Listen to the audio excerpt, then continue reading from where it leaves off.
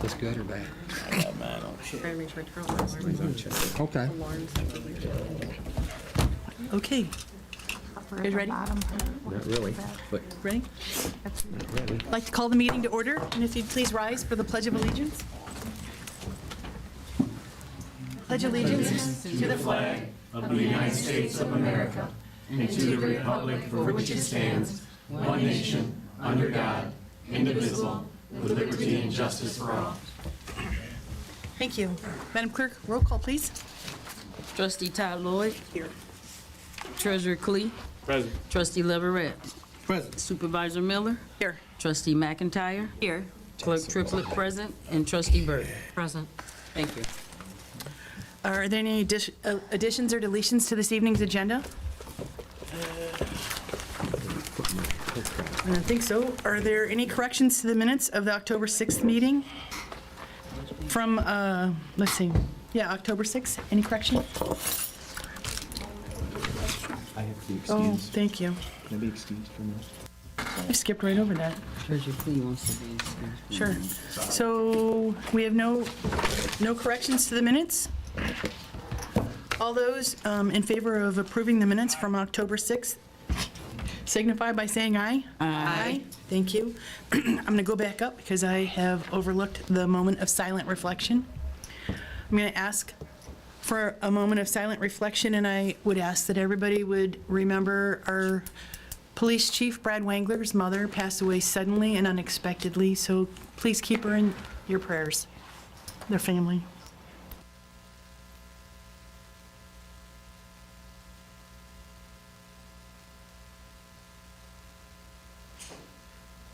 Thank you. We'll move on to public comment. If you would like to address the board, I'd ask that you come to the podium and give us your name, and you'll have 3 minutes to address this board.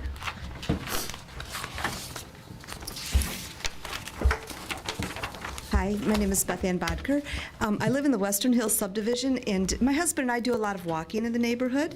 We have a lot of kids playing in the neighborhood, including my grandkids, and people fly through our neighborhood. It's really, really dangerous. I don't know what can be done. I don't know if speed bumps can go in, but I've gotten to the point where it's like, I am like this, telling people to slow down because I'm so afraid somebody is going to get hurt.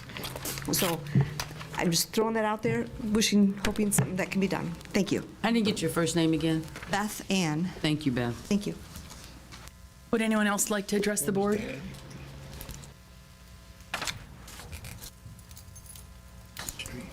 Right here. Hi, my name's Keith Manier. I would first like to start off by thanking the Flint Township Fire Department and Police Department. There was a fire a month ago on Exchange Drive at the JATC, the training center. I'm a student there and was there that day. From us students, teachers, and the office personnel, we'd like to say thank you. And then to the board, if there's any way you can help expedite getting us back into we're still doing our class, but our lab anyway, it's very important for us in our later years, especially where I'm at.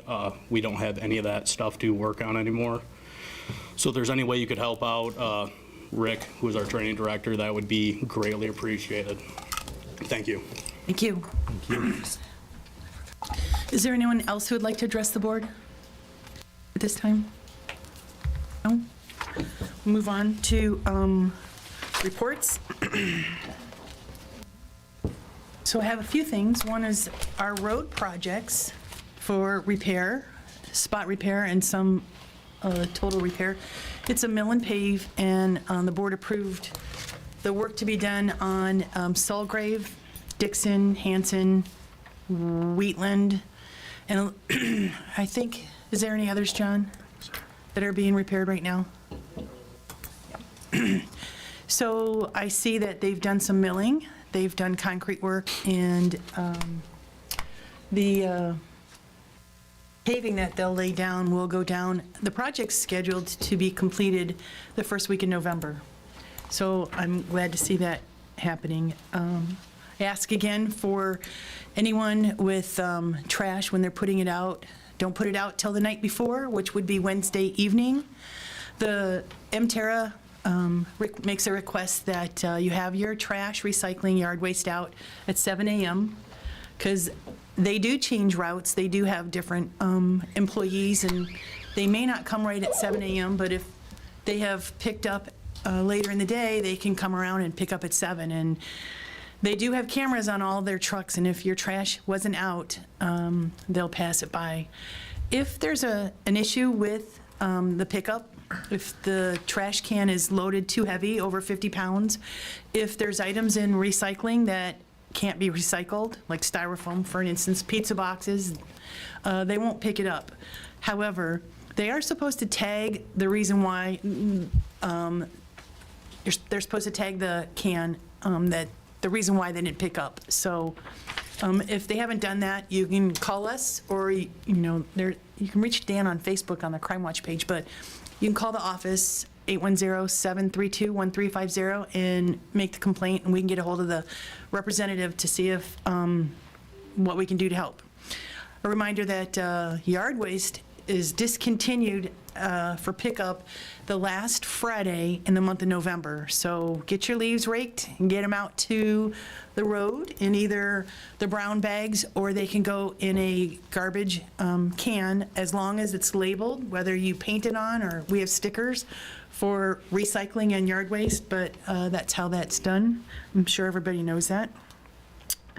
And at this time of year, as there's leaves all over my front yard, if you have a catch basin that's in front of your property, I'd ask that you would be mindful, and not that you have to, but if you would be so kind as to remove any leaves or debris that's blocking the catch basin so that the water can get down there and it doesn't flood the street, that'd be very helpful. I think that's all I have in my report this evening, Madam Clerk. We've had a couple of residents that came up to vote. As I stated before in our last meeting, the township has no election until next year, but we are excited that you are ready to vote, but we do not have an election until next year. Thank you. Mr. Treasurer, do you have a report for us this evening? I have, yes. If you guys passed out to everyone on the board, the up-to-date, currently, what our investment has been that I've been working on since I pulled in. I'd like everybody to drop their attention to the very bottom, and it's a brief breakdown of investment policies investment procedures since 2022. And you should see there, roughly in 2022, $54,000 was generated in interest. That was not me. I wasn't in the position at the time. We had a different treasurer. For the year 2023, myself involved since the month of August of that year, we ran around $112,000. The year 24, roughly $328, pennies here and there, dollars here and there, but as Kevin and I put together with the sweep accounts and with the CDs that we have been buying, moving, and shifting around with better interest. In the current year, as of October 1, we're at $369, roughly $970, and that's just in our sweep account. That's just in the Chase Bank sweep account, which you jump up to item 3, and it shows you the sweep account, roughly what it's taking out and what it's generating. Next up, you'll see Financial Plus. These are the CDs we currently have there and what their rates have earned between those timeframes, and then jump to the number 1 position, and you see it's Dorp Federal Financial Institution. Those are the interest paid as of 10/1/25. Some of these in items 1 and 2 are ready for renewal. I've already contacted the managers of those facilities, and I'm arranging meetings with them to facilitate what our interest rates will be. So there you go. And Madam Deputy Clerk there has a copy, so she can put it into the minutes. And I have to pay the bills. You take a couple questions? Sure. So at Dort Financial Credit Union, these two are CDs, correct? Yes, ma'am. And at Financial Plus, Those are all CDs. all CDs, Right. and we keep our majority of money Our open funds. for operations in Chase Bank. Can I bank on the Chase Bank for a minute? The monies that we send over and the value roughly, and if you notice in item B under that says our investment dollars include both general fund and Kevin's sitting there, he'll gladly chime in if I miss that, but that's sewer, water, and the general accounts, they're roughly taking between 8 and 10 million every night between 6 and 8 at night and returning it to us in the morning. And the interest has fluctuated from a high of 4.85, and I think we're down, might even be a tad below 3.9 right now, 3.85, something like that. So it's generating $500 a day, Kevin, roughly? Yeah, ends up, it's been averaging about $19,000 to $20,000 a month. in that account. Great. Thank you very much. Does anyone else Anybody have else? any questions on the investment report? I do. So are we going to continue to stay with Dordt Federal and Financial Plus and Chase? We need all three of these. Yeah, what Facilities. I'm doing is, like I mentioned, I have an appointment, well, I have a phone call coming tomorrow morning from a gentleman with my contact at Dordt Federal.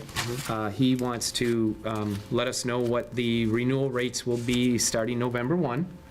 And then he also has, and Kevin and I have talked about this, there's what's called the My Class, which financial institutions, it's a financial investment group that a lot of the municipalities use.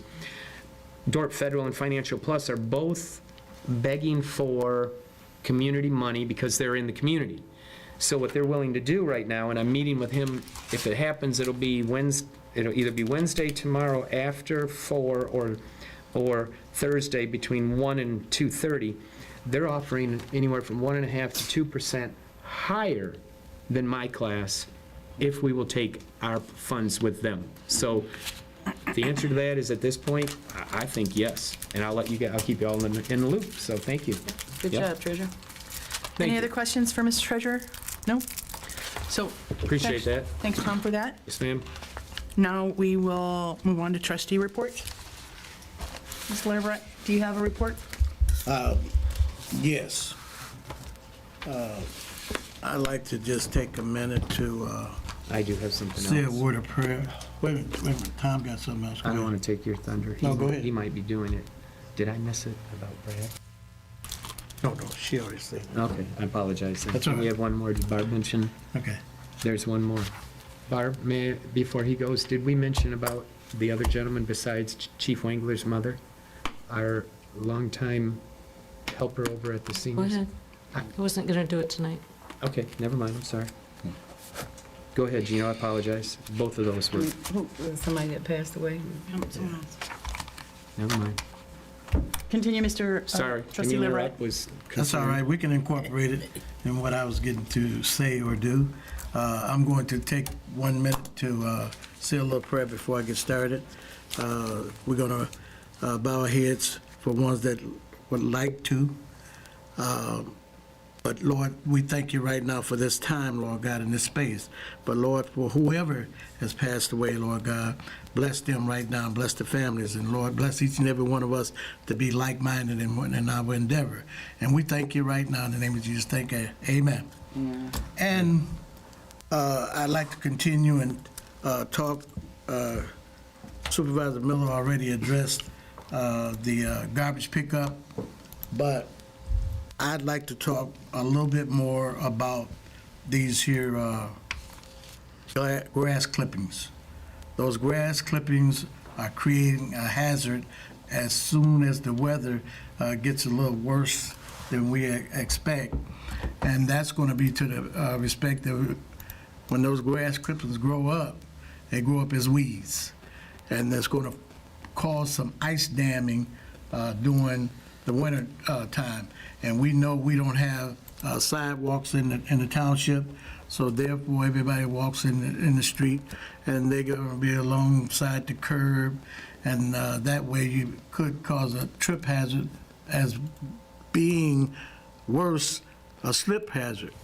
But nevertheless, I think that we're kind of looking at trying to create an avenue to, well, I'll say myself, I've been checking some information out, trying to create an avenue for us to be able to take care of this here trash in Flint Township.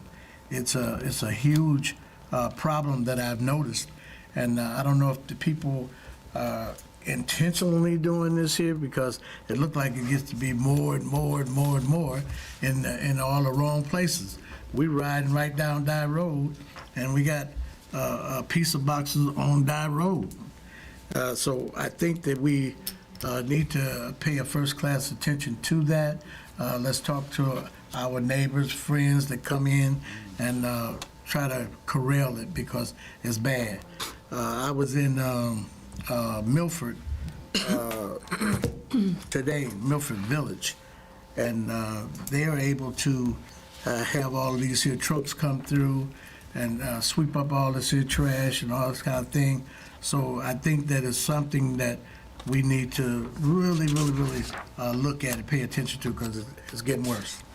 And as well, when we got these the people that cut the grass in the township, they mow over this here trash, and it looks worse than it is if we still had the weeds out there.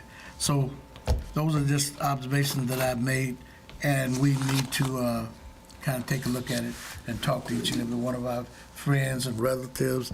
And we know all the residents are professional grass cutters if they cut their own. So let's get abreast to it, and we can make it happen. Thank you. All righty. Trustee Todd Lloyd, do you have a report for us?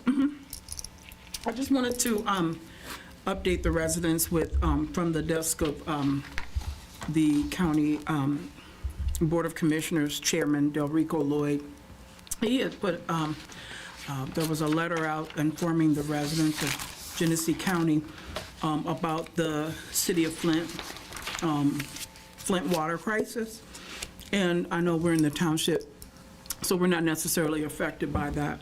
But some of us worked, as I did, I worked at Citizens Bank, and during that time frame. So he just sent a statement out stating the water settlement funds, acknowledgement of federal, state, and local elected leaders and grassroots water justice advocates. And so I encourage you to, check into that if you had applied for the funds. The settlement will be as early as November. So just FYI. I think that is strictly limited to the residents of the city of Flint. Yes. I know we have some franchise customers on the Flint City water source, but I don't even think that they had an ability to apply, to submit an application for any type of settlement either. Well, if you lived or worked in the city of Flint, you could apply for that settlement. Thank you. I didn't apply, but but yeah. Thank you. Jenna, do you have a report? I just want to thank Lieutenant Van Lente for reaching out and kind of explaining a few things that I was a little bit confused about, and being willing to take those questions. I just really appreciate that. That's all. Great. Trustee Vert, do you have a report this? I do not. No. Move on to staff reports. Mrs. Tucker, do you have a report for us this evening? Just a couple of things. First of all, our condolences to Chief Wengler and his father Dale, who I found out today watches us every week. Probably not today because, Brad's not here, because he said that's why he watches us. So. Like, okay. But a few things I wanted to address. Mr. Manier got up and talked about the training center. I am working with Rick right now. He's looking at some other possibilities. I think they're having a meeting tomorrow with the upper echelon of the union to decide how they're going to move forward. We are looking into some grants for them to rehabilitate another building into what they need. It would be a growth opportunity for them, so we're looking at that. Just a couple of things. Our fourth quarter reports are done for the state for the Eagle Grant, and then also for the Senior Center Grant. We're still awaiting the final installation, as far as I know, for the divider wall. And then DDA will have their meeting at 9 a.m. on the 29th of October. Planning Commission will have a meeting on November 13th. The only thing they have on there so far is a special land use application for a convenience store in the Fouch Plaza. We have, the controller and I met today with TextMyGov on the texting system that we're trying to get into place that the board approved last month, so that's moving forward. The smart homes installation will start tomorrow in this room, so that will go through next Monday, so hopefully everything will be in by then. And then we did receive a brownfield application from Alan Edwin Holmes, so that's under review right now. EDC will meet to go over it on November 4th at 2 PM. So probably at the November 3rd meeting, we will ask the Township Board to set a public hearing for the November 18th, or I'm sorry, November 17th meeting, so that we can have a public hearing on it. And then last but not least, we did receive today that the Miller Road construction project will begin October 28th through November 8th. Did you guys get that? I sent that to you today. That's going to be at the railroad tracks on Miller Road, so that will be closed to traffic completely, November 27th through November 8th. October 27th. Yeah, I'm sorry, October 27th through November 8th. What did I say, November 27th to November 8th? Yep. Yeah, that would be a little backwards, sorry. You're all good. Yeah, October 27th, which is next Monday, through November 8th, and it will be closed down completely at the railroad tracks. You can get to the businesses on either side from whichever side they're on, but you will not be able to cross where the railroad tracks are. Do you know if they've talked to Genesee Valley Golf Club? Because they're still open, right, you know, and that.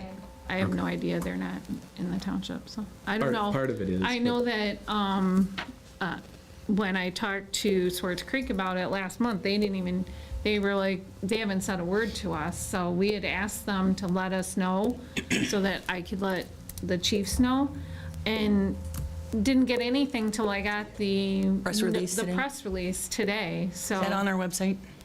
It will be tomorrow, because I wanted to wait to get that roundabout off, so it would be in the top 3. So, yeah, that'll be on there tomorrow. So you mentioned the roundabout. The Genesee County Road Commission had a public information meeting today. It was held at the community room at the police department, 3:30 to, was it 5? 5:30? 5:30. And they are seeking their residents' input. If you have an opinion one way or another about the Genesee County Road Commission installing a roundabout at the intersection of Beecher Road and Elms Road, they'd like to hear from you. And I think you can go on their website, you can call them, but they were taking information mostly by people's emails, and if you have any input for that, they'd love to hear from you. It's going to be funded 80% through the federal government and 20% by the Genesee County Road Commission's local match. The township of Clayton and Flint Township will have $0 invested and basically have zero say in whether we want one or not. So look for that. That information either is or will be on our website also, right? With a link to the, It's on there now, yeah. okay, great. Alrighty, anything else, Mrs. Tucker? Nope, You said the planning commission meeting is what date in November? The third? November 13th. Thank you. Alrighty, Lieutenant Van Lente, do you have a report for us I this evening? do. Good evening.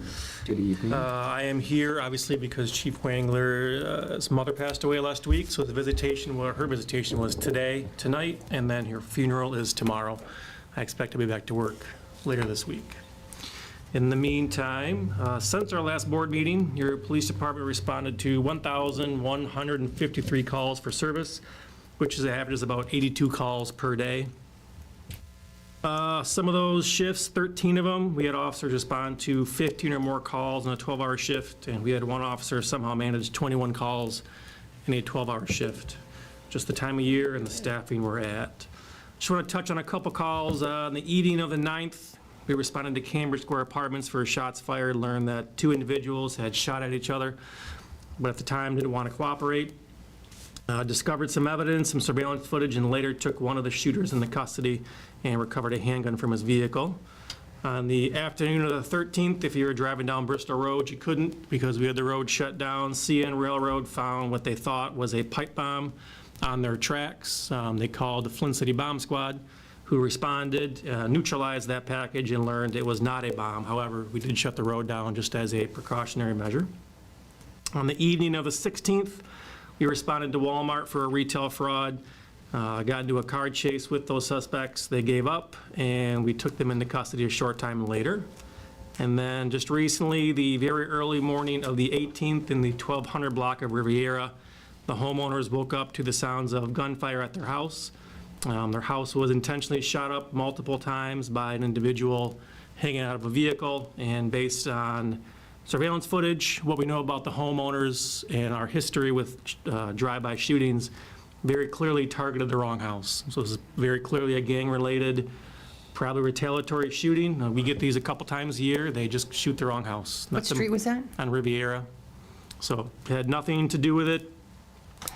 They're certainly not the intended target. So we will continue to work on those leads. And there is a talk about speeding in Western Hills, which reminded me that we are a recipient of the Office of Highway Safety Planning Traffic Safety Grant, which is administered by the state of Michigan, and that grant operates on their fiscal year, which starts October 1st. So we are in the very early stages of the FY 2026 grant. So this week is school bus safety. So we have officers out in the mornings and the afternoon just following school buses, looking for people running red lights. And then all of November, all of December is speed enforcement and drinking and driving. So Western Hills is on my list among some other complaints I get from neighborhoods and cut-through streets like Tandy that people try to avoid the main road. So we'll be out, extra enforcement that is all reimbursed fully by the state of Michigan. So you'll see us out there quite a bit, especially leading into the holidays. And I have one topic for the agenda. So at the public information meeting at the community room for the roundabout, it was mentioned that there's a lot of speeding going on Elms Road, specifically north of Calkins to, the end of our border up to Pearson. One of the things that they said they were going to look into was trying to get the speed limit changed, because south of Calkins it's 45, but north is 55. That doesn't help because most people exceed that speed limit. But they also mentioned that the best way for us to handle that is by enforcement, so. It's true. So I add things when I get, if you email info@mi.ftpd.us, that's our generic email account, I get all those emails. So I get questions, I get subpoenas, FOIA requests, complaints, I get them all. So if you have a speeding complaint, you can call the office. You can send us a Facebook message, I monitor that daily. Or you can send us an email, and I just add it to the list, and we just start sending cars as I get that list. Can you give us that email address one more time? It's info@mi.ftpd, as in Flint Township, Police Department.us. Thank you very much. Yep. And we'll move on to Assistant Chief Raleigh. Do you have a report for us this evening? Yes, ma'am, just ideal. Since the last board meeting, the fire department responded to 62 calls for service, which equaled out to be 122 apparatus responses. I know we've received multiple calls over the last week or so about asking questions about the burn ban. This morning, I officially lifted the burn ban for the township, so feel free to call 810-732-4413 to request a burn permit. However, it is getting to be the fall, so I want to remind everyone, no burning leaves, construction materials, anything else that's going to produce a lot of smoke. I got this today, and I'd like to give a little shout out to one of my firefighters. It's not all the time that I get a text or email from another agency saying how good a good job one of my guys did. But I received this today. There was a call the other weekend where a vehicle hit a building at a gas station. There was a young boy in the car. The father ended up getting arrested. And the text I got said, your firefighter brought the child into the store, bought him some snacks and a rubber ducky with his own money. Then he took the young boy out to the fire truck, showed him around, and let him try on his gear. Got right down on his level and was very attentive. The call was super bad for the kid because of what was going on with his dad, but the firefighter went above and beyond, and it turned out to be a better day. So I just want to give a shout out to one of my firefighters, Sergeant Austin Scott, who was on that call and did everything he could to try and improve the day of the child. With that being said, I have one item on the agenda. I think in her text message, she said that he treated the child as if it, just like his own. Yes. So that's very good to hear. That's good. So, question about the burn permit. Yes, ma'am. I know we talked. When someone calls and you let them know that maybe the burn ban or that it's too windy, when they apply or they call for a burn permit, there's no paperwork. It's just a verbal yes or no. Correct? Correct. So if you say no and they wanted to do it anyway, if like when you were passing by somebody's house on your way home and they were told no, yet they burned, what happens? So when someone calls and we're not issuing burn permits, we're not getting information. So if we do get a call that someone is burning, well, the fire truck will go out, ask them to put the fire out, or we'll put the fire out for them. If it becomes a habit where, the one you're speaking of, I knew the address and what they requested was a little bit different than an ordinary burn permit. So there can be municipal civil infractions written for illegal burns. You're going to get a ticket, right? Yes, especially if it becomes a habit at the same address, which we do have some of those in the township. Burn permits are really easy to get. We give them out over the phone. We just ask for your name, phone number, and address where the fire is. That way, if we do get a call in that area, I don't always have to send a fire truck out. I can contact you via the phone and make sure everything is okay. If I don't get an answer, then the fire truck's going to come out. And if you are burning within the guidelines, then you are still allowed to burn. We just ask you to get the permit so we know where we're going and that you went through the proper channels to have a fire.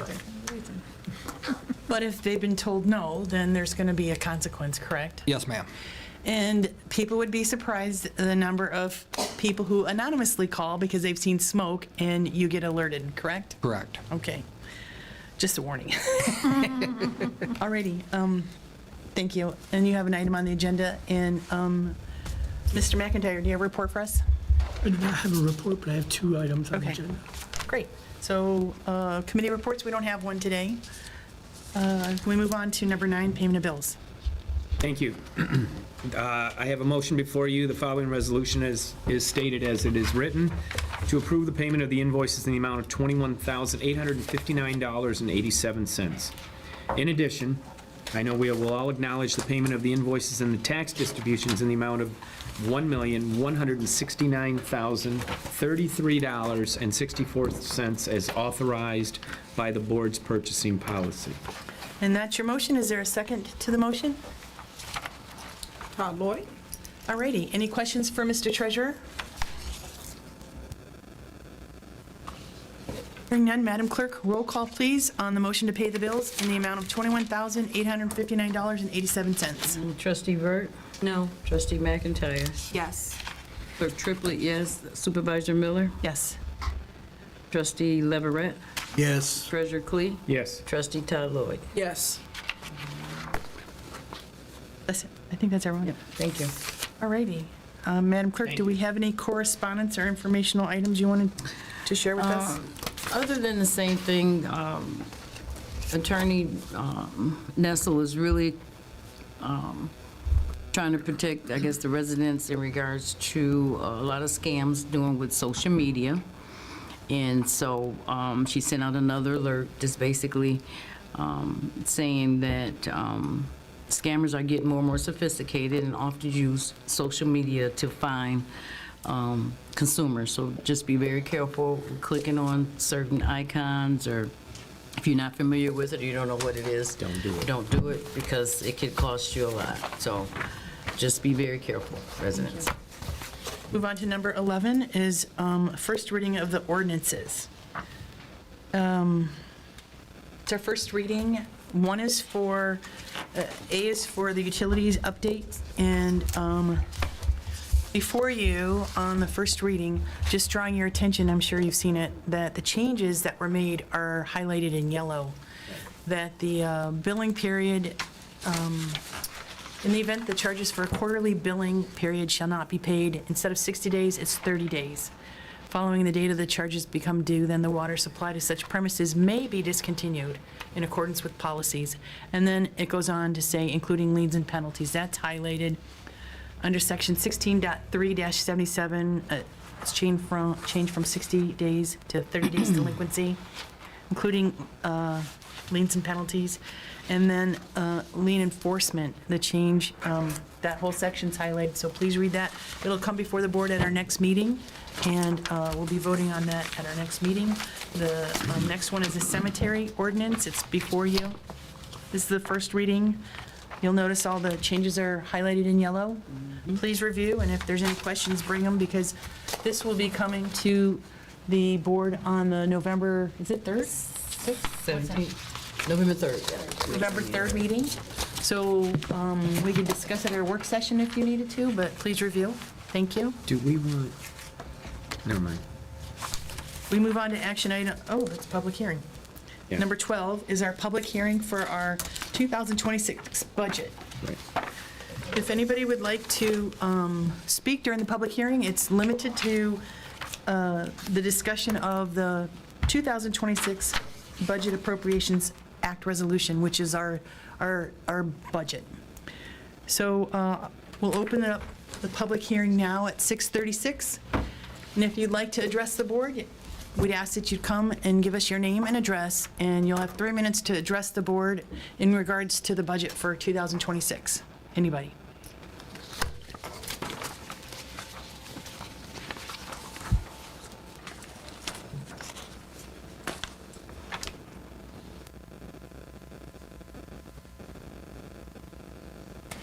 Anybody?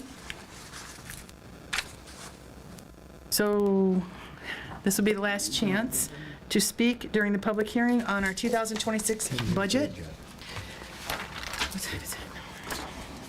Well, if no one wants to speak, we'll close the public hearing at 6:37. Okay? Alrighty. So now, new business, action item A is the 2026 Budget Appropriations Act resolution. Did you want to speak on that before? This is just a more streamlined version of what we've had in the past. We used to put a great big long sheet together with all the different line items. We've summarized it this year because we don't adopt by line item, we adopt by department. So rather than spending the hour and a half to put all that information into this Appropriations Act, we've summarized it just by the department, so it is a little bit different, but it's the same numbers that we've seen, like, that I brought to the prior meetings. Okay. So, just to summarize, between the total revenues coming in for 2026, $12,209,344, and the general fund balance that's unassigned, $5,224,081. That brings our revenue to $17,433,425, and our expenses that the departments have submitted, and the total for the expenses is $13,453,041. So a motion would be in order to approve this resolution. Clee would move to accept the resolution as presented by our controller. Is there a second to the motion? I'll second it. Thank you. Do you have any questions down that way? I compliment our controller for the work he's put in, along with those two gentlemen there and their leads, because they've had to submit as well as us, but the three of them have really done a real good job. Amazing Well, job. the police and fire are a majority of our budget. Right. And I know it's difficult to juggle, but I know working with Kevin is easy, so thank you for that work. Anything else, Ms. Treasurer Clee? No, I took care of that with the controller earlier today.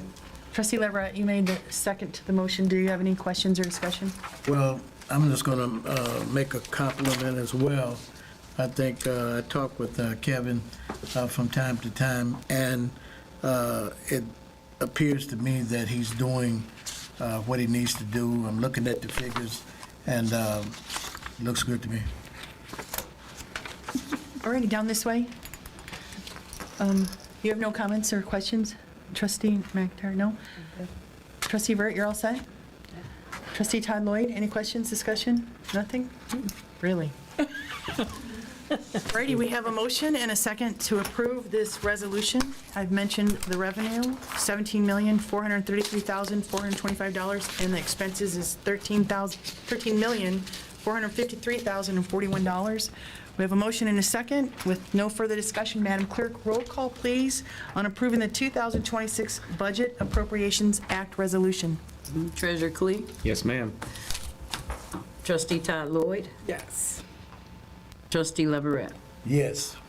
Trustee Vert? No. Trustee McIntyre? Yes. Supervisor Miller? Yes. And Clerk Triplett, no. Thank you. Okay.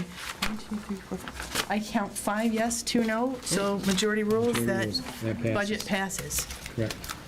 What's the problem? You got it? Yes, sorry. Thank you. All righty. Move on to action item B. Assistant Chief Rowley?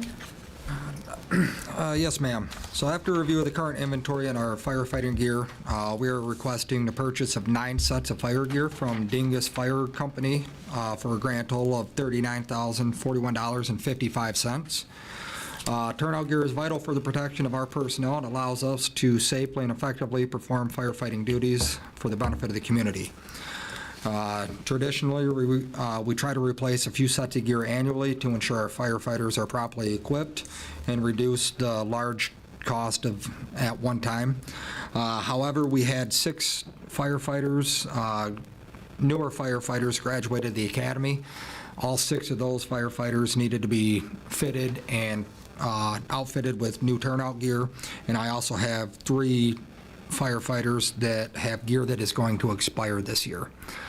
Turnout gear has a 10-year shelf life on it, and so it has to be replaced every 10 years at a minimum in order for us to continue to use it inside IDLH environment, dangerous environment. So funding for this purchase is in the 2025 fire equipment millage budget. So based on Assistant Chief Rowley's recommendation to purchase the gear, would someone like to make the motion? Clee would move to accept Assistant Chief Rowley's recommendation with the motion to purchase the 9 sets of firefighting turnout gear coming out of the fire equipment millage. And you state the amount, please. Yes, ma'am, I will, if I was not writing. Sorry about that. $39,041.55. Thank you. Is there a second to the motion? I'll second it. Thank you. Any questions or discussion for Assistant Chief Rowley? I just have one question. This is a company you've done business with before, right? Yes, ma'am. So Dingus Fire Company is who we bought all the turnout gear from since 2017. It's been very good gear for us to use. All right, thanks. Go ahead. So is this, how many turnout gear? Is this for the So full-time? Or just for the 9? no, ma'am. This is for 9 sets of gear for 9 of our on-call firefighters. For the on-call, okay. Any other questions or discussion? The only other one is, when you and I were reading it, I read through it, and I forgot your answer. You told me the nameplate for them. We do put Flint Township, but their name tag. Are we still doing on-calls with a nameplate or no? Yes, sir. So the gear comes with the Flint Township Yep. Fire on the back, and then their name tags on Plate it. on So the I know bottom. it's easy for me to identify them when they're walking away from me or working on a scene. Yep. Okay, I couldn't remember if we were getting them or not. I apologize. My old brain. Any other questions? Hearing none, Madam Clerk, roll call, please, on the motion to purchase 9 sets of gear from Dingus Fire Company in the total of $39,041.51. Supervisor Miller? Did I say 55? Yeah? Okay, yes. Okay. No, that's And fine. Trustee McIntyre? Yes. Trustee Burt? Yes. Clerk Triplett, yes. Trustee Leverett? Yes. Treasurer Clee? Yes, ma'am. Trustee Todd Lloyd? Yes. Thank you. Thank you. I just quickly want to go back to the budget. We got through that very quickly and smoothly, and I wanted to also say thank you. Our board appreciates the work that you do, Kevin. I don't know how many hours you spent on the audit that you just finished to go right into the budget, and I don't know how many hours that took. Probably more on the audit than the budget, but thank you for doing the work that you do. You keep us on the straight and narrow. Thank you.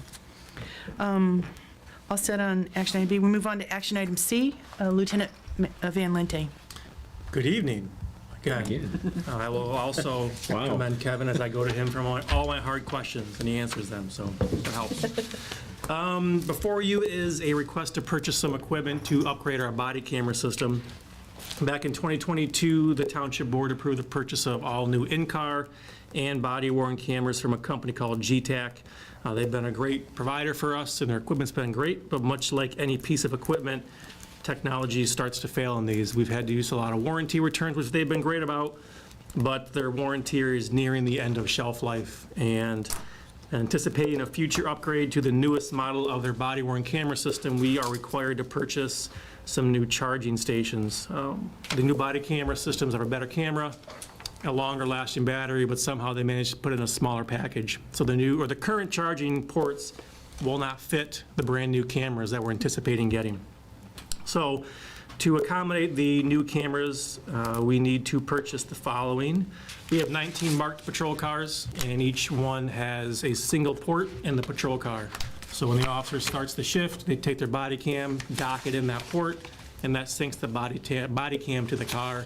It also charges the body cam, and it also uploads any video on the body camera to the car in case the body cam gets lost. At least the video is saved in the patrol car.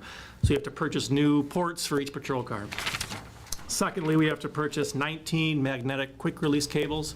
So we don't like officers necessarily keeping the body camera synced in their patrol car for long periods of time, because if an emergency happens and they forget to take it out, they may go to a call and forget their body cam, which we don't want to happen. So these magnetic charging cords, they attach to the body cam just up from a magnet.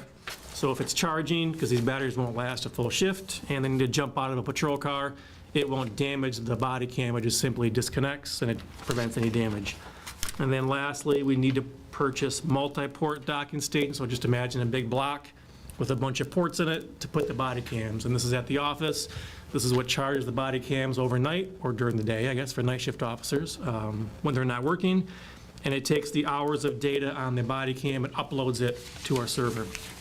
So again, it's 19 single-port docking stations, 19 quick-release charging cables, and then 5 multi-port docking stations. We use a company called Bright, which is the vendor for GTAC. We've got a fantastic relationship with them. We used them before for some purchasing for GTAC. And the total cost for the charging ports is $9,536, which is in the 2025 Police Department budget. Thank you. Would someone like to make the motion based on that recommendation? We would move to accept Lieutenant Van Lente's presentation for the motion to purchase the multi-ports, the 19 body magnets, and the docking stations for a total of $9,536 and no cents. From Bright? From Bright. Is there a second to the motion? One second. Thank you. Are there any questions for Lieutenant Van Lente? Weren't we, yeah, and I just, if you guys looked, it says 37 BWCs, HD, zero charge, 5 years. You want to elaborate on what we're getting? Yes, so the current body cams we have a 5-year warranty, which we've used exhaustively, but that warranty is starting to expire. So the new body cams will come with a brand-new 5-year warranty, which will push us out another 5 years. At zero cost. no charge. Very good.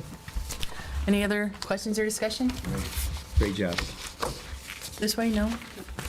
We have a motion and a second for the purchase of 19 single-port docking stations, 19 magnetic quick-release charging cords, 5 multi-port docking stations from Bright with a total cost of $9,536. Roll call, please, Madam Clerk.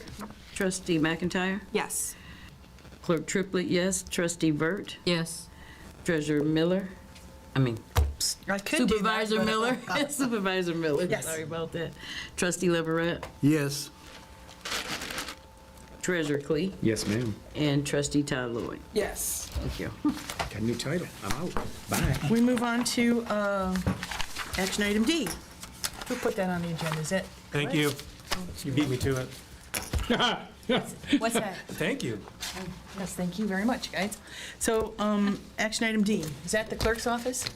I think it was the police and fire department in the meeting the other day. Barb, it was the PD and the fire that put that on this on the Soon agenda. delete it, but whatever. Who wants to make the motion for the, So last year, it was 5 to 7, or I'm sorry, 5 to 8 PM is when it usually is. At the Work At session. the work session, or well, at the staff meeting, there was a lot of questions about, they ended up saying 5:30 to 7:30. I don't know if that's what you guys want to have it. I just went ahead and put it in, and I figured you guys could debate that, whatever you want to do. who wants to make the motion for the, To get it to discussion? Trick-or-treating To get hours. it to discussion, is A that what you need? motion to set the official Halloween trick-or-treating hours as of October 31st from 5:30 to 7:30 PM. I'll second that. alrighty. Any questions or discussion? Hearing none, Okay. I'll admit, I'm gonna say it.